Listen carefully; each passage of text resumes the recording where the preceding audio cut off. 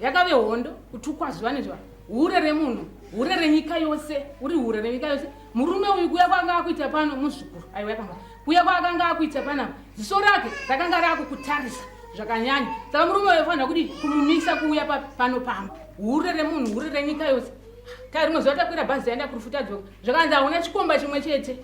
Pane murume anonzi Mhofu chikomba chako futi Mhofu uyo ivo vanoera Mhofu.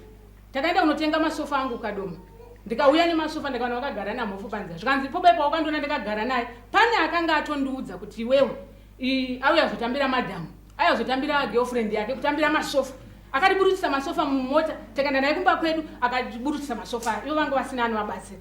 Rimwe zuva tikabva tichienda kuchechi Mhofu uyo akasvika bva atitengera madrinks mapepsi zvikanzi kutenga kwaakaita tsitsi dzake dzawandisa aitenga pakudii chikomba chako. Tabva ipapo Mhofu ivo vakamboenda kuBotswana tinorima mapfunde edeuta. Mhofu akabva ati akauya pamba akati amai Mhofu ndiri kukumbira marara emapfunde ndinoda kubika chidoro. Ndibva ndamuti marara uyamutore zvee.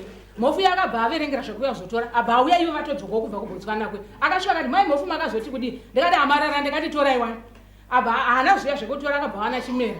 Zvikanzi boba kureva kuti Mhofu pandaiva ndiri kuBotswana aiva achitandira pamba penyu uri hure rinosungirira gumboko neuko richirara nevarume.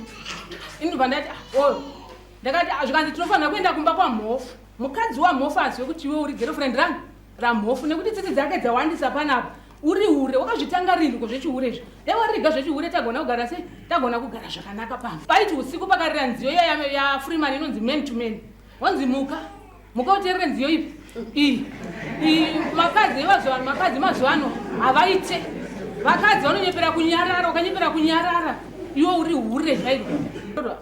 Inini mazuva ndirotonzwa kukusema zvokuti ndoda kukuendesa kumusha kwenyu.